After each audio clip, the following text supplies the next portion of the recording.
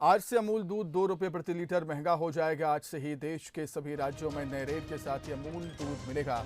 अमूल के सभी milk product, Amul gold, Amul शक्ति, अमूल ताज़ा, Amul T special, Amul slim and trim में 2 रुपये प्रति लीटर के हिसाब से बढ़ोतरी होगी।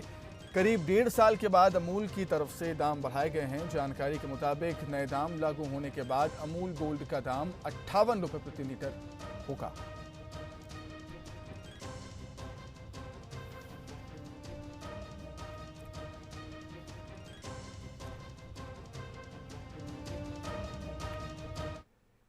वहीं आज यानी 1 जुलाई से देश भर में कई बदलाव होने वाले हैं। इनका सीधा असर आपकी पॉकेट और जिंदगी पर पड़ने वाला है, इसलिए ज़रूरी है कि नियमों की जानकारी पहले से ही आप रख लें।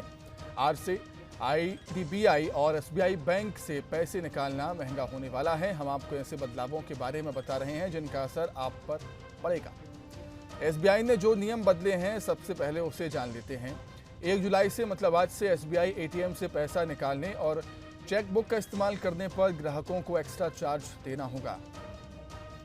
एसबीआई के एटीएम या बैंक ब्रांच से 4 बार पैसे निकालना फ्री होगा। फ्री लिमिट के बाद कैश निकालने पर 15 रुपये और जीएसटी देना होगा। आईडीबीआई बैंक ने क्या नियम बदले हैं वो भी जान लीजिए। आज से आईडीबीआई से पैसे निकालना महंगा होने वाला है। 1 जुलाई से cheque leaf charge, saving account charge और लॉकर चार्ज में बदलाव हैं। नगद जमा के लिए मुफ्त सुविधा को सेमी अर्बन और रूरल ब्रांचों में घटाया गया है। ग्राहकों को अब हर साल सिर्फ 20 पन्नों की चेक बुक ही फ्री मिलेगी। एक्स्ट्रा चेक के लिए हर चेक के लिए ग्राहकों को 5 रुपये का भुगतान करना होगा। सीनियर सिटीजन्स को लॉकर पर मिलने वाला डिस्काउंट तभी मिलेगा जब उनका मंथली एवरेज बैलेंस 10,000 होगा।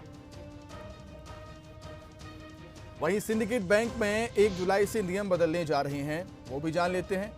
सिंडिकेट बैंक के ग्राहकों को नया आईएफएससी कोड इस्तेमाल करना होगा। सिंडिकेट बैंक कैनरा बैंक में मर्ज हो चुका है, इसलिए अब 1 जुलाई से बैंक के आईएफएससी कोड बदले जा रहे हैं। सिंडिकेट बैंक के ग्राहकों को अब अपनी बैंक शाखा के लिए नए आईएफएससी कोड देना होगा। बैंक के अलावा भी कई ऐसे क्षेत्र हैं जहां पर नियम बदले गए हैं। मसलन आधार की तर्ज पर ज्वेलरी के हर नग की यूनिक पहचान अनिवार्य होगी ताकि गहने चोरी हो जाएं या कहीं गुम जाएं। अगर वो गलाए नहीं गए तो इनके वास्तविक मालिक की पहचान आसानी से हो सकेगी। वहीं एलपीजी सिलेंडर की कीमतों में बदलाव हो सकता है। हर महीने की पहली तारीख को केंद्र सरकार एलपीजी सिलेंडर की कीमतों की घोषणा करती है। वहीं लर्निंग लाइसेंस बनवाने के लिए ऑनलाइन आवेदन देना होगा। देश की सबसे बड़ी कार निर्माता कंपनी मारुति सुजुकी इंडिया की कारें और हीरो की बाइक्स आज से महंगी हो जाएंगी। छोटी बचत स्कीम की ब्याज दरों में भी कमी हो सकती है, यानी स्मॉल सेविंग स्कीम में निवेश करने वालों को झटका लग सकता है।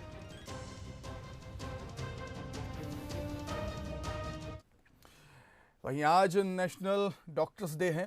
आज देश में नेशनल डॉक्टर्स डे मनाया जाएगा। पीएम मोदी डॉक्टर्स को इस मौके पर संबोधित करेंगे, डॉक्टर्स से संवाद भी करेंगे। डिजिटल इंडिया से लाभार्थियों से बातचीत करेंगे पीएम मोदी। जब पिछली बार पीएम मोदी ने मन की बात की थी तब उन्होंने कहा था कि हम डॉक्टर्स डे मनाएंगे।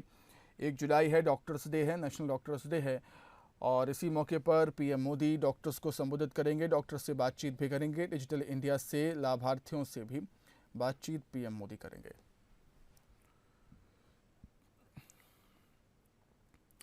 वहीं 7 स्ट्रीट वेंडर से पीएम मोदी बात करेंगे। देवास की नाजमीन से आज प्रधानमंत्री बात करने वाले हैं।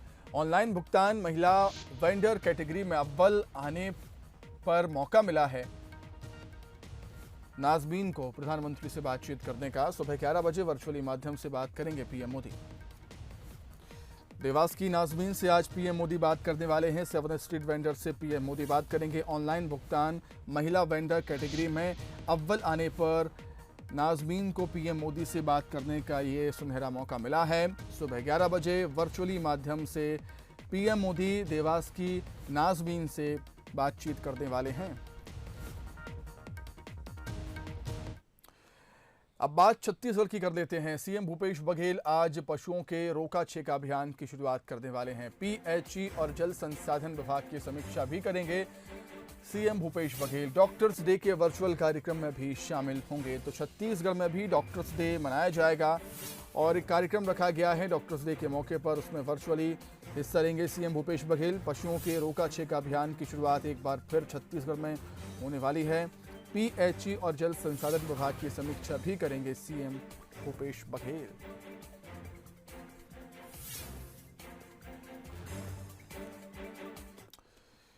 वहीं छत्तीसगढ़ पुलिस विभाग में बड़ा फेरबदल हुआ है। 21 जिलों के एसपी बदले गए हैं। पुलिस सेवा के 40 अधिकारियों का तबादला हुआ। राज्य पुलिस सेवा के 38 अधिकारियों का तबादला हुआ है। सरगुजा रेंज के आईजी आरपी साय को पुलिस मुख्यालय, प्रशांत अग्रवाल दुर्ग, दीपक झा बिलासपुर एसपी बनाए गए। बिलासपुर एसपी प्रशांत अग्रवाल को दुर्ग एसपी बनाया गया है। बस्तर एसपी दीपक कुमार झा को बिलासपुर का एसपी बनाया गया।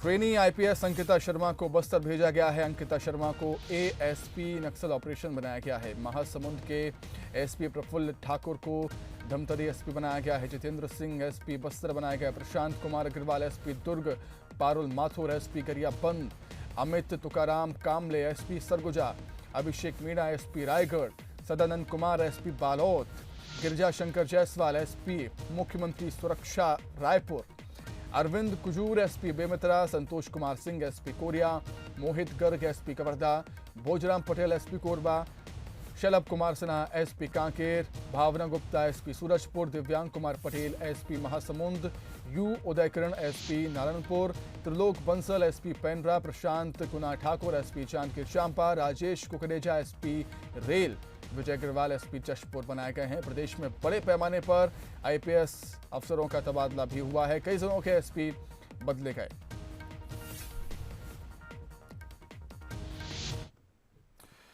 वहीं कांकेर में पुलिस महकमे में बड़ी फेरबदल हुआ है। बालाजी राव होंगे कांकेर के नए डीआईजी। शलभ सिन्हा को कांकेर का पुलिस कप्तान बनाया गया है। बालाजी राव बतौर एएसपी के रूप में अपनी सेवाएं दे चुके हैं। तो जैसा कि हमने आपको बताया, छत्तीसगढ़ में बड़ी यहां पर सर्जरी की गई है। पुलिस विभाग में बड़ा फेरबदल किया गया है। बालाजी राव कांकेर के नए डीआईजी होंगे। शलभ सिन्हा को कांकेर का पुलिस कप्तान बनाया गया।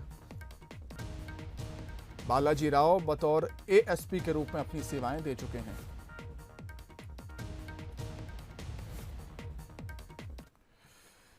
वहीं सहायक कलेक्टर्स की नई पोस्टिंग भी हुई है। राज्य शासन ने इसके आदेश भी जारी कर दिए हैं। जितेंद्र यादव अनुविभागीय अधिकारी राजस्व भानु प्रतापपुर, ललितादित्य अनुविभागीय अधिकारी राजस्व मोहला चौकी राजनांदगांव, नम्रता जैन अनुविभागीय अधिकारी सरायपाली, विश्वदीप अनुविभागीय अधिकारी गरियाबंद, रीना जमील अनुविभागीय अधिकारी सारंगढ़।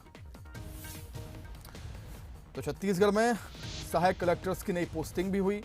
राज्य शासन ने इसके आदेश भी जारी कर दिए हैं। जैसा कि हमने आपको सिलसिलेवार तरीके से बताया कि जितेंद्र यादव अनुविभागीय अधिकारी राजस्व भानु प्रतापपुर बनाए गए। ललितादित्य अनुविभागीय अधिकारी राजस्व मोहला चौकी राजनांदगांव, नम्रता जैन अनुविभागीय अधिकारी सरायपाली, विश्वदीप अनुविभागीय अधिकारी गरियाबंद, रीना जमील अनुविभागीय अधिकारी सारंगढ़।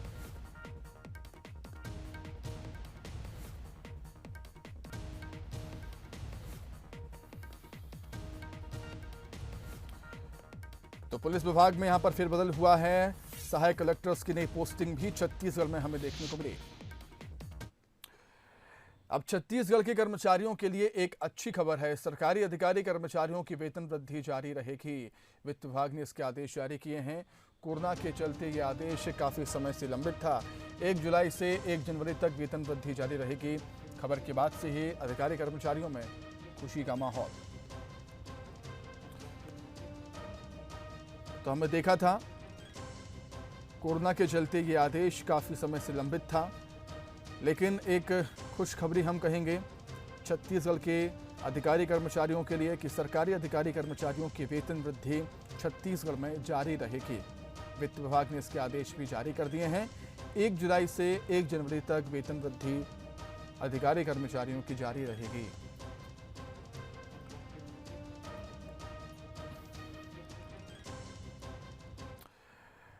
अब बात करेंगे कुछ सियासी खबरों की। छत्तीसगढ़ की सियासत में मची घमासान के बीच मध्य प्रदेश के पूर्व मुख्यमंत्री और राज्यसभा सांसद दिग्विजय सिंह के रायपुर दौरे को लेकर पूर्व मंत्री ब्रजमोहन अग्रवाल ने बड़ा बयान दिया। ब्रजमोहन अग्रवाल ने कहा कि छत्तीसगढ़ में 17 जून के बाद से बड़ा खेला होना तय था, जिस पर उन्हें नहीं लगता कि दिग्विजय सिंह भी कोई सुलह करा पाएंगे, क्योंकि शह और मात का खेल वहीं खिलवा रहे हैं। बता दें कि दिग्विजय सिंह 2 दिवसीय छत्तीसगढ़ के दौरे पर हैं और मीडिया से बातचीत के दौरान उन्होंने इस यात्रा को राजनीतिक यात्रा कहने से साफ इनकार कर दिया। दिग्विजय सिंह ने कहा है कि वो यहां शादी समारोह में शामिल होने आए।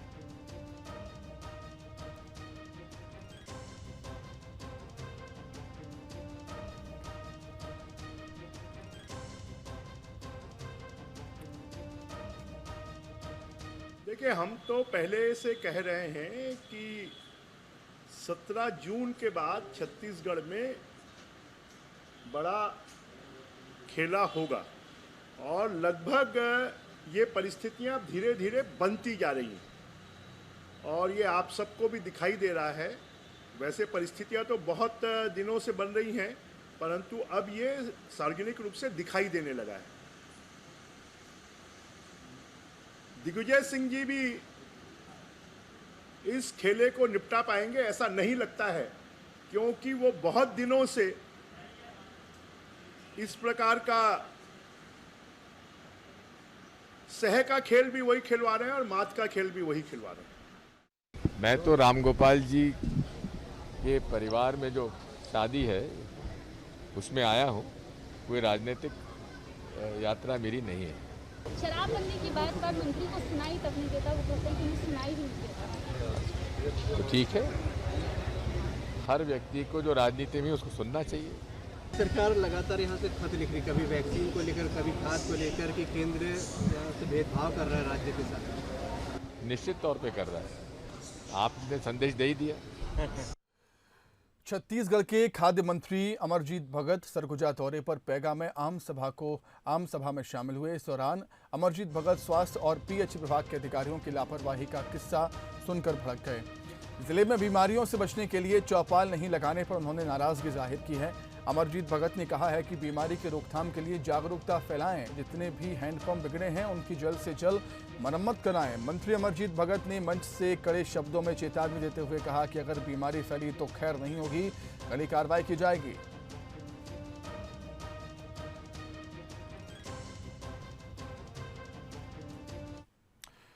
वहीं छत्तीसगढ़ में स्कूल खोले जाने को लेकर स्कूल शिक्षा मंत्री प्रेमसाय सिंह ने बयान देते हुए कहा कि फिलहाल स्कूल कब खुलेंगे ये कहना मुश्किल है। कई राज्य सबको वैक्सीन लगने का इंतजार कर रहे हैं और सबको वैक्सीन लगने के बाद ही स्कूल खुलेंगे।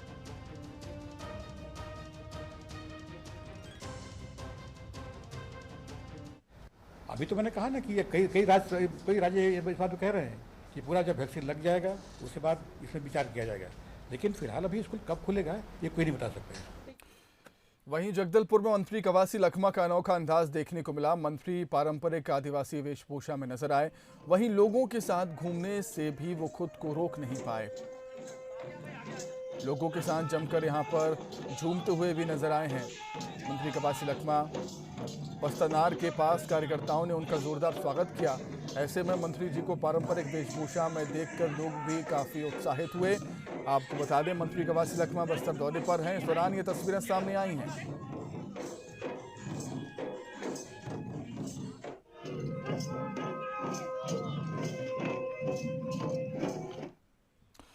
वहीं दुर्ग में भाजपा युवा मोर्चा के कार्यकर्ताओं ने प्रदर्शन किया है। जिले में खराब होती कानून व्यवस्था का आरोप लगाया है। यहां पर भाजपा युवा मोर्चा के कार्यकर्ताओं ने गृह मंत्री का पुतला भी फूंका। हत्याओं के लिए लचर कानून व्यवस्था को जिम्मेदार बताया है। भाजपा युवा मोर्चा के कार्यकर्ताओं ने पुलिस की कार्यशैली पर भी सवाल उठाए हैं। इंदिरा मार्केट चौक पर यह प्रदर्शन किया है भाजपा युवा मोर्चा के कार्यकर्ताओं ने।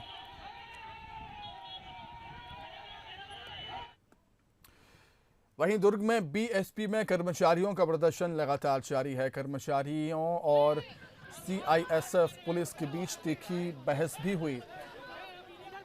कर्मचारियों को ड्यूटी पर जाने से रोक रहे थे प्रदर्शनकारी। बीएसपी के सभी गेट पर कर्मचारी प्रदर्शन कर रहे हैं। वेज रिवीजन सहित कई मांगों को लेकर प्रदर्शन कर्मचारियों का लगातार जारी है। बीएसपी और सेल प्रबंधन के खिलाफ कर्मचारियों में खासा आक्रोश।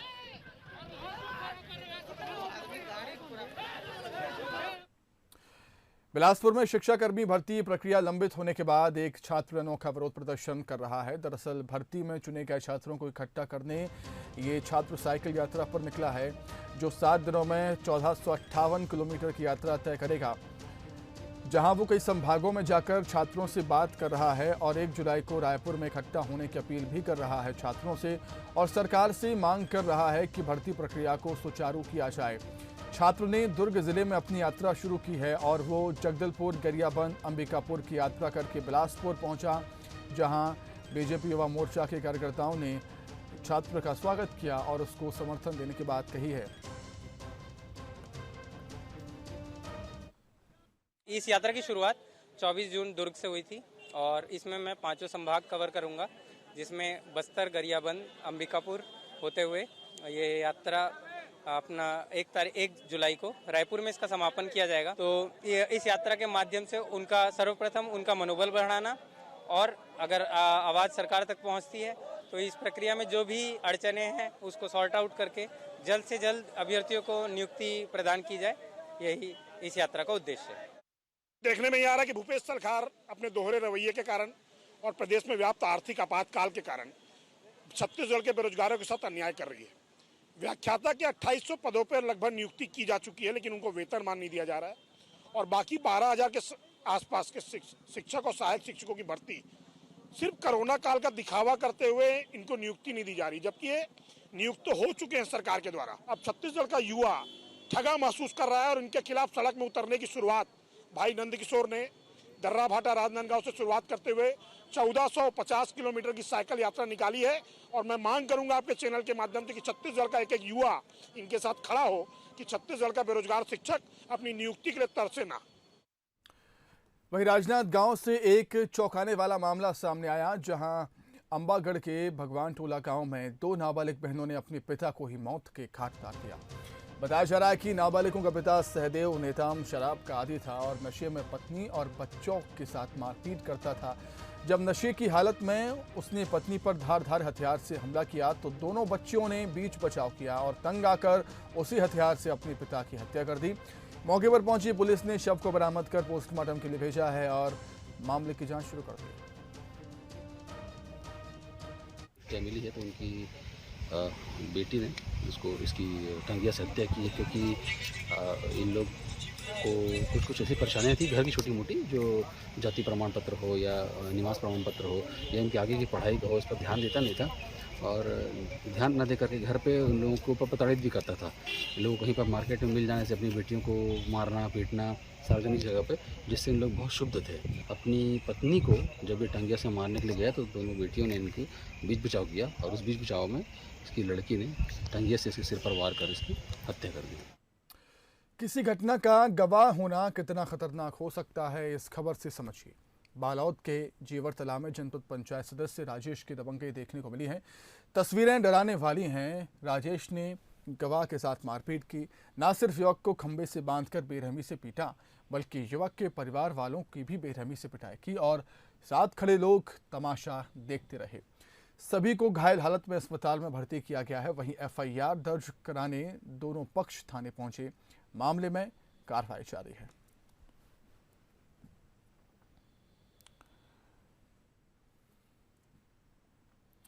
हर बार की तरह इस बार भी मानसून आने के साथ ही सड़कों पर आवारा मवेशियों का झुंड दिखने लगा है। शहर की यातायात व्यवस्था बाधित हो रही है।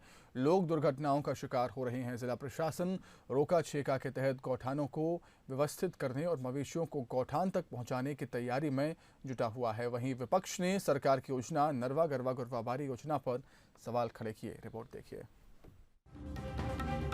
नरवा गरवा गुरवा और बारी योजना को महत्व देते हुए किसानों के खरीफ फसलों को बचाने और सड़कों में घूम रहे आवारा मवेशियों के लिए गौठान का निर्माण शुरू किया गया।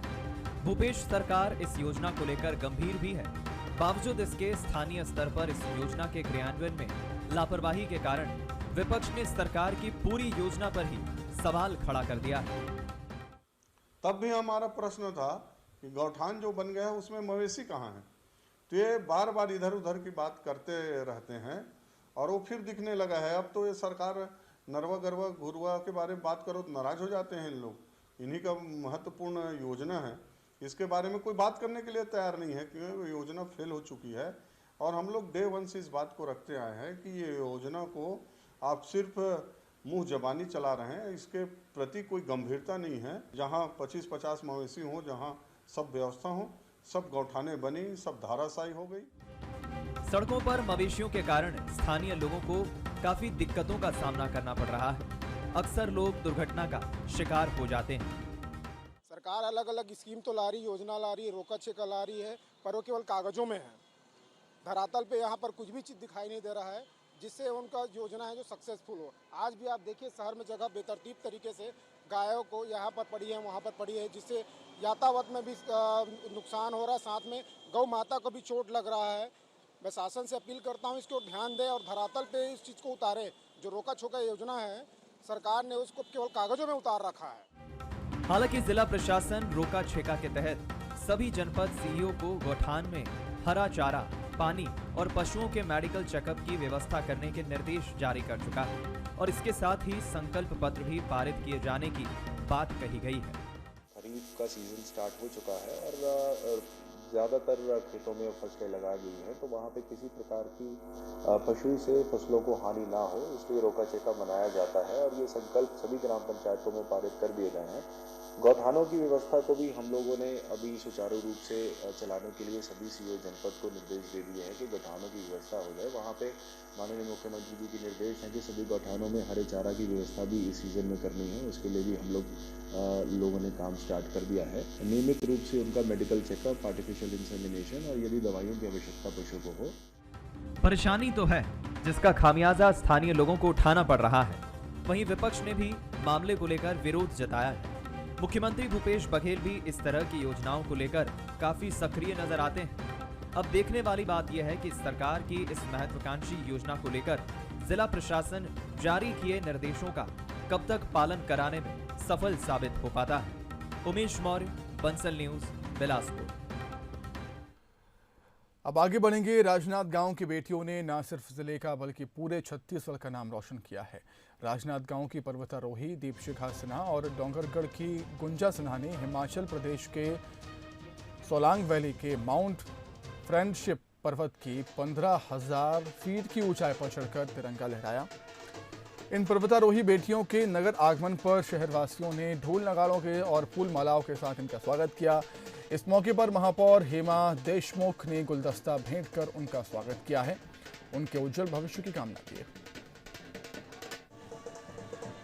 हिमाचल प्रदेश कुल्लू मनाली में जिनकी हाइट फ्रेंडशिप पीक है, जिनकी हाइट है 17,000 समथिंग था, लेकिन 15,935 फीट में हम लोग पीक सबमिट करके आए हैं और वहीं भारतीय तिरंगा फहराया है।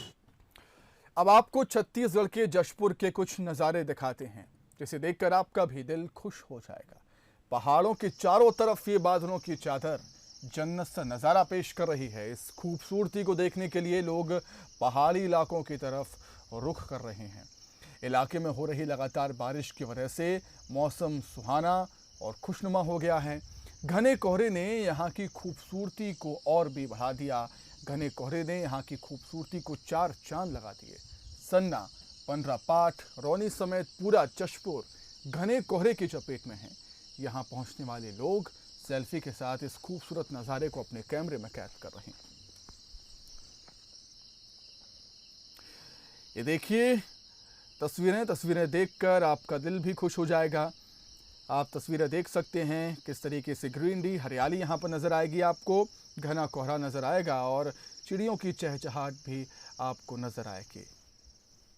आज का मौसम बहुत ही सुहाना है। आप देख सकते हैं मेरे पीछे चारों तरफ जबरदस्त घना कोहरा